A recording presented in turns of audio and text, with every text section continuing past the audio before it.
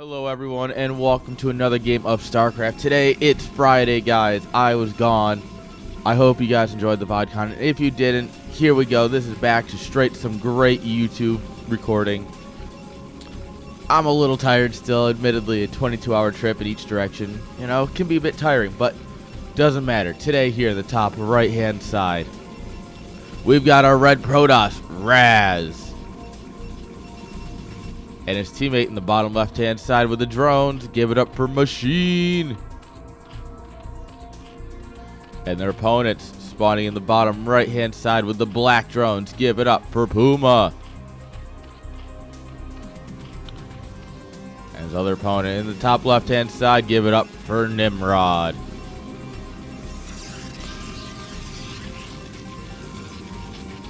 Alright, guys. These guys have battled it out. If you've missed the last couple of 2v2s, the last 2 weeks have been these guys battling it out. And honestly, last week's game was a lot of fun. So a lot of air control. Very, very well played. Honestly, would recommend watching it after this one, of course. But that was also on Sparkle. Not exactly a standard map. You know, of all the things you can use to describe Sparkle, standard is not one of them. So we'll see.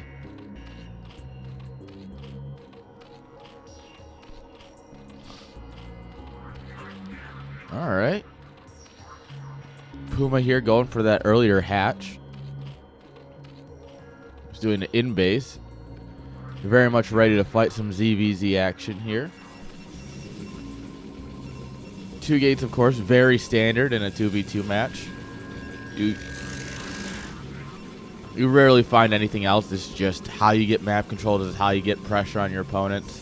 This is how you deal with the fact that, you know, someone might be going early pool or something.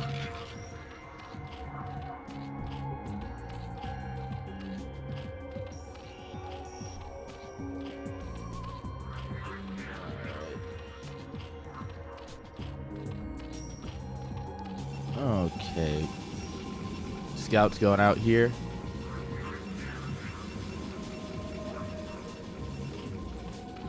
Hatch at the front, so that way you can get some sunkens down, get some, you know, kind of break the tide of units coming in here.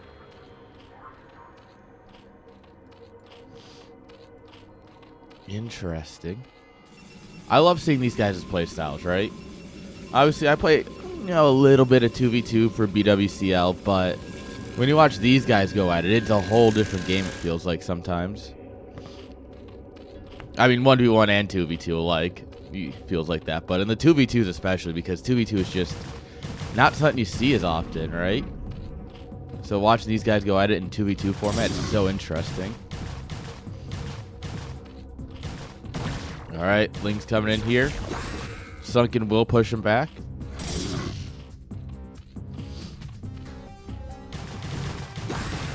Alright, and the Lings, they can get a good clean up here.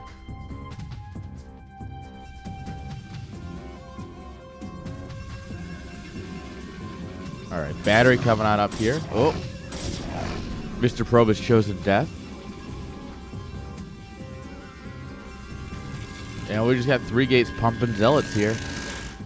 That's a lot of zealots. With these Lings. Alright, sunken on top of the ramp here. Second sunken. Yeah, this is going to be pretty hard to break. As long as you keep your Lings up front to buffer. Oh, no. This is not what we want getting up here. Send in the boys. Alright, yeah, this is what you wanted. This is why you wanted this. Oh, we've pulled the boys. Oh, no, this fight's going... Ooh, drones are falling. Only one. That one gets glitched. He's definitely dead, right? Oh, he makes it out alive. And actually, this is going to be a nice little bit of a hold here. Pulling the boys was the perfect option. One Ling gets in here. Nah. No shot. Does scout the lair, though. A lot of zealots coming up here. This is it. Just keep being aggressive. There's no battery here or anything, so he's going to have to rely on reinforcements to hold this, which, with 3 gateways, pretty reasonable. Oh, Links come in here, this big surround. Oh, and these Zealots are trying to run, but the Lings here, are making all the difference. Yeah, these Zealots are toast. Goon range coming on up here. Our own layer here. Puma.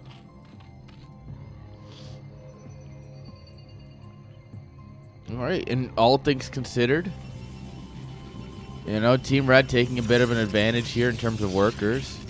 21 to 19, 12 to 11. If we look at overall supplies, it definitely favors Team Blue. They've got a huge army supply. This is just a massive amount of Zealot Ling just running across the map. 3 Sunkens is a bit aggressive. I would think twice before trying to break that. Spire coming on up here. Problem is that the Spire gets up, you're gonna have to deal with Mutalisks, and those are a bit dangerous. Mutalisks are surprisingly a good unit.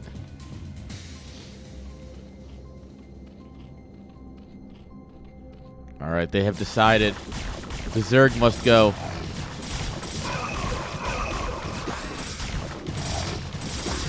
All right. Zealots here setting it up the front. They're the ones who can tank the sunken shots better, so makes a bit of sense.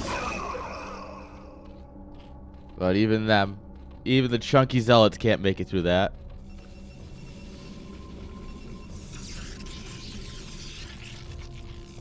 Alright, well, when you can't kill one, what do? You send across to his teammate, right? Who's got goons? Forge coming on up here. Meanwhile, Nimrod here is going ahead and getting +1 in his own goon range.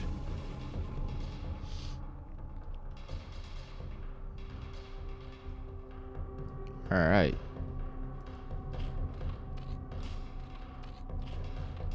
Yeah, this game's pretty even right now, except for the fact that, you know, we've got this massive army lead, but there's nothing they can do with this army, so that's the biggest issue right now. They need to be able to do something with it. They've got map control. That's kind of cool. But here's Mutalisks.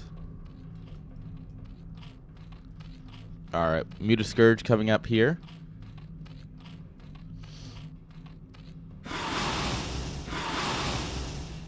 Alright, they're going to send it on in. There's a battery here, but batteries don't last very long against this kind of fire. That's also a lot of goons. That's just so much fire coming down the ramp. It's going to be very hard to break that.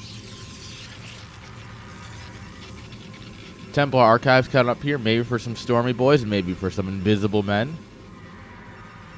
Sometimes you just need the dankest of Templar. Oh. Scourge. Oh. Playing with fire here. We only have 2 mutas, so we gotta get those Scourge connections, or else we just instantly lose.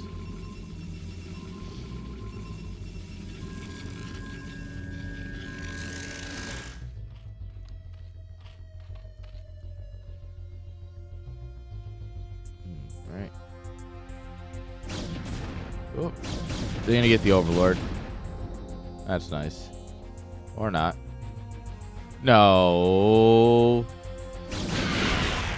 No! Why did we send 2 Scourge into that? Why? Alright, Invisible Men it is.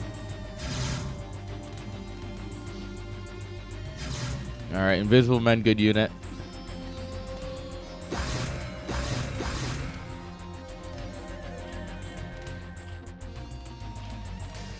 Alright, we've got spores. We got a cannon. More cannons coming on up here. The Razz and Machine are about to get out on the map. These DTs helped break that small contain we had going here. And there's no observers or anything. Alright, yeah, no. No Robotech at all. So there's absolutely nothing that can be done about these DTs without Overlord speed. There's an Overlord here, but we can bully that back pretty easily. Alright, we trade out a bunch of mutas for not too much, actually. Alright. And this is just a big ball of red here. Alright, Overlord's dead. Which means these DTs will survive a little bit longer. Cannon on the high ground. Just enough firepower here to make him turn back. If we had a bit more zealot power, we probably could do it. We just need something a little tanky because, well, with a, 50-50 shot of missing, yeah, it's very hard to push into something like that. But we can keep the DTs around. There's nothing you can do about this for a while. Robo not even halfway done still. Alright, and we can just send the army across to a place where we can get up the ramp. And this is not good for Puma here. The fact that we're able to get the Protoss and Zerg armies up the ramp and then engage. Take a much better fight.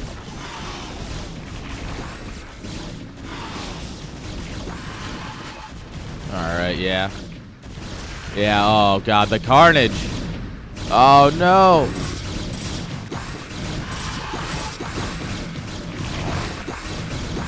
Alright, these drones are absolutely toasted. And yeah, this is the end of our Zerg player here. Unfortunately. No money for a hatchery. Can't even bum it out in your teammate's base. But, counterattack. Counterattack.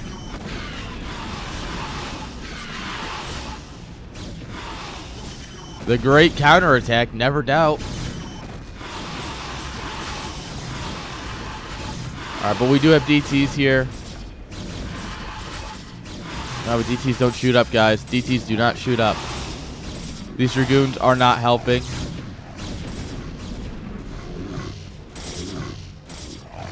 Alright, well, we now have at least 2 cripples. Well, actually, I would say that Razz is slightly less crippled. No, he's going to lose them all. But he has 400 minerals. He's got a bank, right? Yeah, he can just restart. Losing that Nexus is kind of annoying, but he can just restart pro production. Zerg literally can't do anything. I guess he could try and re-drone, but that hatchery is absolutely dead. No money for a hatchery. Alright, Puma actually gets eliminated. Oh, no. And when your teammate gets eliminated, yeah, there's no winning a 2v1 here, right? These drones are just going to body block for the rest of eternity.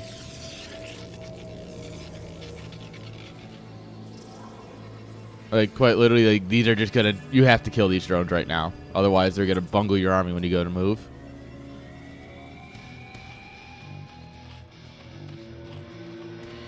Yeah, this is looking real good for Razz and Machine here. Oop. Found the observer. The Machine never got Overlord speed. My man, come on. Overlord speed is such a good upgrade, especially in a game like this, where you're trying to help push back detection for your teammate. Oh, well, we've got the slug, man. When in doubt, slug it out. Yep, see, there we are. What is that worth? 20 or how? 25 minerals, 15 minerals? I don't remember which. Interceptors cost something, and Scarabs cost something. One of them's 25, one of them's 15. And I can never keep it straight. Unfortunately for the Reaver, he just gets dived. Unfortunately, yeah, he's not going to survive that one. Alright, and now we wait. The great contain continues.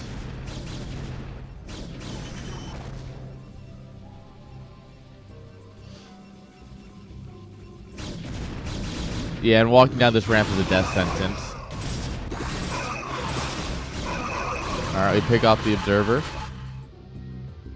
Cost a couple mutas, but what do a couple mutas matter at this point, right? Yeah, GG. Unfortunately, Nimrod realizes that's the end. And that means Razz and Machine are going to take the series. Let's go.